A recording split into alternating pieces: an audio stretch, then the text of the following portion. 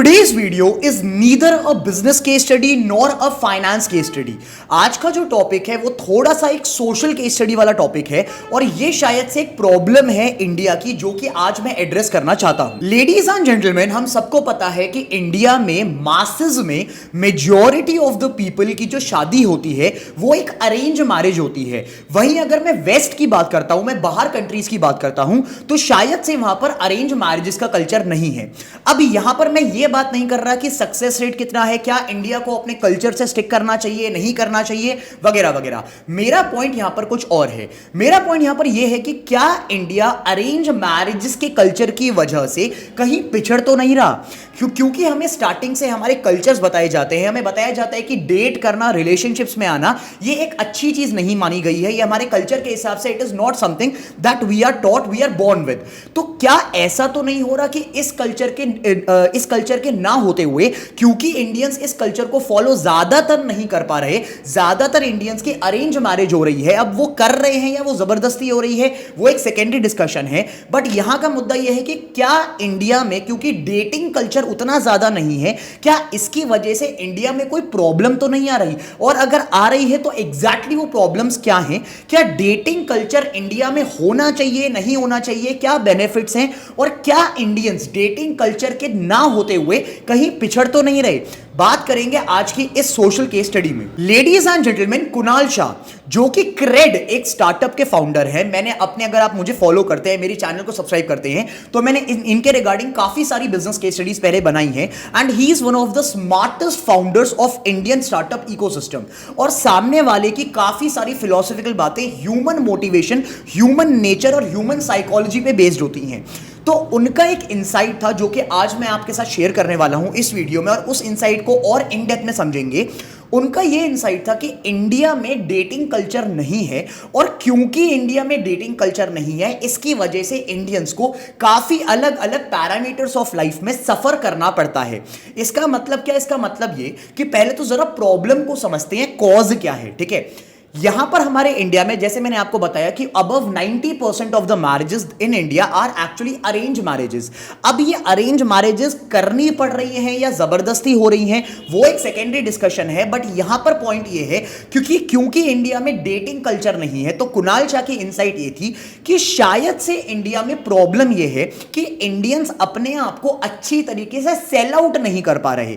उनका एक बहुत बढ़िया इंसाइट था. उन्होंने जो एग्जाम्पल दिया, मैं एग्जाम्पल आपके साथ शेयर करता हूं. He basically said that being into a relationship, getting into this dating culture is like building a startup.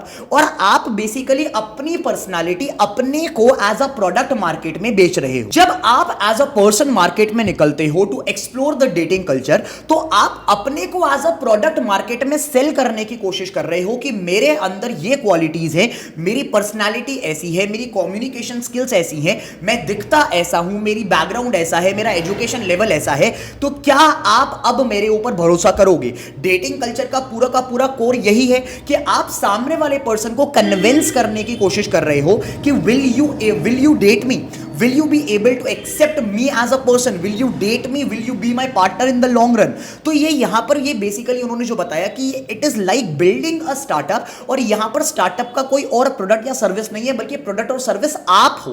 आप अपने को सेल आउट करने की कोशिश कर रहे हो मार्केट में, और जब आप अपने को सेल आउट करने की कोशिश कर रहे हो मार्केट में, तो उस टाइम पर बड़ी सारी चीजें निकल कर आती हैं और आपको बड़ी सारी लर्निंग्स मिलती हैं. जैसे हम एक स्टार्टअप बनाते हैं तो हम इनिशियली अपने जो प्रोडक्ट या जो भी सर्विस होता है हम मार्केट में लेकर आते हैं, और हम कंज्यूमर्स से पूछते हैं कि क्या आपको ये पसंद आया, और अगर पसंद नहीं आया तो प्लीज मुझे फीडबैक दो, मुझे बताओ कि मैं अपने प्रोडक्ट को कैसे इंप्रूव कर सकता हूं. तो जब आप डेटिंग कल्चर में निकलते हैं तो आप बेसिकली यही करने की कोशिश कर रहे हैं कि आप 100 लोगों के पास जाकर अपने को एक्सप्लोर करने की कोशिश कर रहे हैं. You are trying to sell yourself in front of hundreds of thousands of people to see कि क्या आपका प्रोडक्ट मार्केट फिट है कि नहीं है. अब वेस्ट में क्या है, वेस्ट में यह है कि वहां पर अरेंज मैरिजेस का कॉन्सेप्ट नहीं होता, तो वहां पर बाय डिफॉल्ट ये होता है कि आपको डेटिंग कल्चर में ही जाना पड़ेगा if you want to get married in the long run. तो वहां पर स्टार्टिंग से फ्रॉम द बर्थ आपको ये बताया जाता है कि after you turn 18 you have to leave your house, you have to start working, you have to get independent, find a partner for yourself and every other thing. अब इसकी वजह से क्या हो रहा है कि सामने वाला मार्केट में निकलकर अपने को एज अ प्रोडक्ट एक्सप्लोर करवाता है और लोगों के सामने, जिसकी वजह से पर्सन की इन एंड आउट ग्रूमिंग होती है। ग्रूमिंग इन द सेंस मैंने अभी आपको बताया कि प्रोडक्ट मार्केट फिट, ये जो टर्म है ये मैंने आपके साथ पहले काफी बार यूज करा है, लेकिन ये मैंने यूज करा है अपनी बिजनेस केस स्टडीज में, क्योंकि वहां पर हम स्टार्टअप्स में देखते हैं कि स्टार्टअप ने जो सामान बनाया क्या उस सामान के एक्चुअली मार्केट को नीड है, और अगर सामान के प्रोडक्ट के एक्चुअली मार्केट को नीड नहीं है तो आपको बदलना पड़ेगा, अपने प्रोडक्ट को कुछ और बनाना पड़ेगा, उसमें इंप्रूवमेंट्स करने पड़ेंगे, पाइवट करना पड़ेगा। बट क्योंकि इंडिया में ये वाला कल्चर नहीं है तो हमें अरेंज मैरिजेस के टाइम पर एक टाइम पर सेल आउट कर दिया जाता है, by not by ourselves but by our family members. उसकी वजह से होता क्या है कि कहीं ना कहीं इंडियंस की ग्रूमिंग नहीं होती है, उनकी पर्सनालिटी की ग्रूमिंग नहीं होती है, क्योंकि वो डेटिंग कल्चर से तो कभी गुजरे नहीं, उन्होंने अपने को एज अ प्रोडक्ट, अपने को एज अ पर्सन कभी किसी के सामने सेल आउट नहीं करा, जिसकी वजह से कहीं ना कहीं पर्सनालिटी के ट्रेड्स जितने होने चाहिए थे उतने नहीं बन पाए। कुणाल शाह ने एक बहुत अच्छी इंसाइट बोली थी, एक ऐसा स्टेटमेंट था जो मेरे दिमाग में अभी भी है। उन्होंने ये बोला था कि आप एक सिंपल सा पॉइंट समझो कि अगर आप इतनी बड़ी दुनिया में से इंडिया की अगर मैं बात करूं तो 1.4 बिलियन पीपल में से अगर आप किसी एक इंसान को भी कन्विंस नहीं कर पाए कि वो आपको डेट करे, आपके साथ रहे, तो do you actually think that you are yourself a right person? आपको ऐसा नहीं लगता कि आपको फिर ग्रूमिंग की जरूरत है, क्योंकि आप मार्केट में फिट नहीं बैठ रहे, आपका प्रोडक्ट मार्केट फिट नहीं है।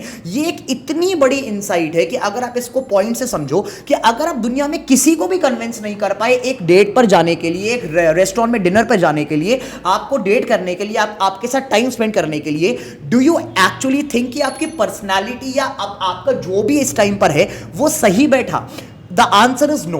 बट हमें इंडियंस को वो इंसाइट मिलती ही नहीं है। इसकी वजह से अब क्योंकि इंसाइट्स नहीं मिल रही, हमें कोई बता ही नहीं रहा, हम मार्केट में निकल नहीं रहे, हम एक्सप्लोर नहीं कर रहे, हम डेटिंग कल्चर में नहीं आ रहे, तो हमें पता ही नहीं चल रहा कि हम अपना जो हमने आज तक का अपना 18-20 सालों में, 25 सालों में जो हमने अपनी लाइफ बिल्ड करी, जो हमने अपना प्रोडक्ट बिल्ड करा, जो हम अपना एज अ प्रोडक्ट है, क्या वो सही भी है कि नहीं है?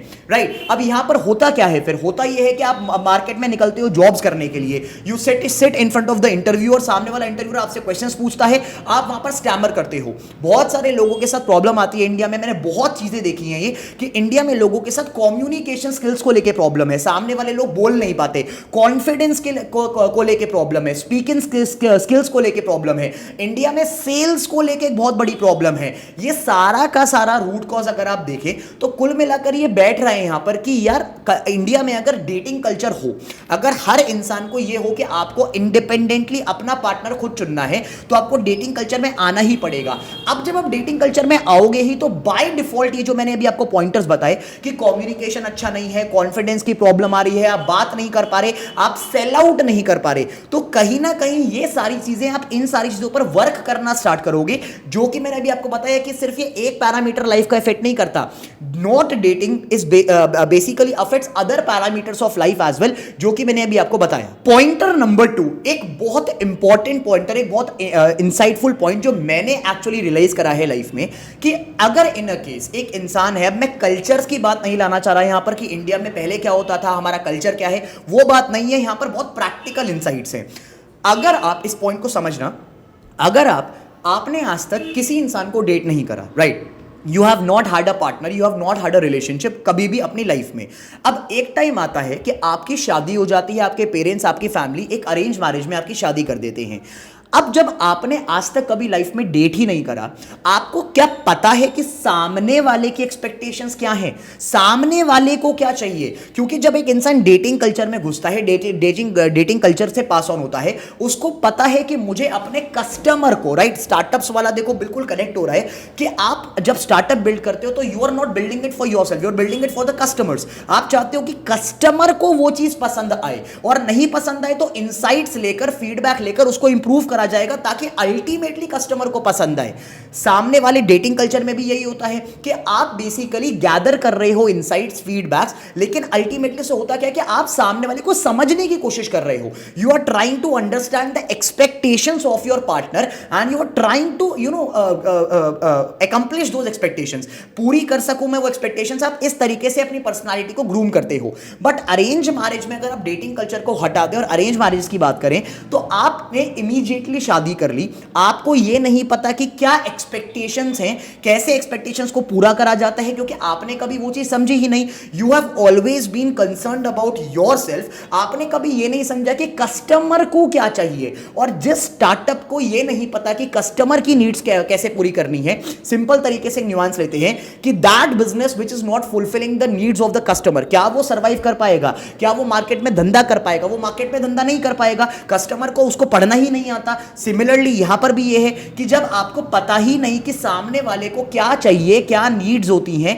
एक लड़के की नीड्स क्या है, एक लड़के की नीड्स क्या है, कैसे खुश रखना है, कैसे एक हैप्पी आपको लाइफ बितानी है, आगे क्या प्लान्स बनाने हैं, सामने वाले को कैसे उसकी एक्सपेक्टेशंस पे खड़ा उतरना है, जब ये सारी चीजें पता ही नहीं है, that is one of the reasons why lot of marriages have these problems कि सामने वाले कम्युनिकेट नहीं कर पाते, अच्छी मैरिजेस में बॉन्डिंग नहीं हो पाती, वगैरह वगैरह। If you actually become a part of the dating culture and not because you want to date but actually you want to groom out your own personality, कि आप ये तो निकल के मार्केट में देखो कि आपने जो 18-20 साल की उम्र में जितना आपने आज तक पढ़ाई करी, जो भी आपकी पर्सनालिटी है, जिस तरीके से आप बात करते हो, जिस तरीके से आप प्रेजेंट करते हो, क्या मार्केट को वो चीज पसंद आ रही है कि नहीं पसंद आ रही? क्योंकि अगर पसंद नहीं आ रही तो आप ये चीज समझिए कि मार्केट को पसंद नहीं आ रही, तो इसका मतलब क्या कि आपको करियर में भी आने वाले टाइम में प्रॉब्लम फेस करनी पड़ेंगे, क्योंकि you were not a good communicator in the first place. आपका बात करने का तरीका सही नहीं था, आपका बात करने का तरीका शायद से रूड था, और ये बातें फिर अगर आपके पार्टनर को पसंद नहीं है, अगर आप डेटिंग कल्चर से आप ये फीडबैक उठाया, तो आपको यही फीडबैक्स फिर कल को आपको करियर पे भी, जॉब पर भी मिलने वाले हैं। My point is dating culture, I feel that this is my insight, dating culture I feel that is super important for India specifically, क्योंकि अगर ये dating culture नहीं होता ना, अगर कोई इंसान इस dating culture से आज के ज़माने में, राइट, इतने कॉम्पिटिटिव ज़माने में जहाँ पर बिजनेसेस में कॉम्पिटिशन है, मार्केट में कॉम्पिटिशन है, जॉब्स में कॉम्पिटिशन है, अगर इस टाइम पर आप डेटिंग कल्चर से होकर नहीं जाते अपनी लाइफ में, तो आपको पता ही नहीं कि आपका product market fit as a person है कि नहीं है, जिसकी वजह से डेफिनेटली आपको लाइफ में आने वाले टाइम में in your career, in every aspect of your life problem suffer करनी पड़ेंगी। ये काफी अच्छी इंसाइट थी कुणाल शाह की, जो मुझे लगा कि मुझे आपके साथ शेयर करनी चाहिए। अब ladies and gentleman, just do me a favour, इस वीडियो पर ना मैं चाहता हूं कि आप लोग कमेंट करें। डू नॉट लाइक, मैं हमेशा कहता हूं कि लाइक करो वगैरह वगैरह, बट मुझे ना इस वीडियो पर इंसाइट्स गैदर करनी है। आपका ओपिनियन क्या है इस पूरी चीज को लेकर? Do you think that India dating culture को लैक करता है? डू यू थिंक कि इंडिया में डेटिंग कल्चर होना चाहिए? डू यू थिंक कि डेटिंग कल्चर के बेनिफिट्स होते हैं, जो मैंने अभी आपको बात बताई कि एक इंसान जो डेटिंग कल्चर से नहीं होकर निकला वर्सेस एक इंसान जो डेटिंग कल्चर से होकर निकला है, डू यू थिंक दैट दोनों में कुछ डिफरेंसेस होंगे? Do you think that the person who has been through the dating culture will turn out to be a better person as compare to the second one? Do comment your insights and your analysis about this entire case study and let me know.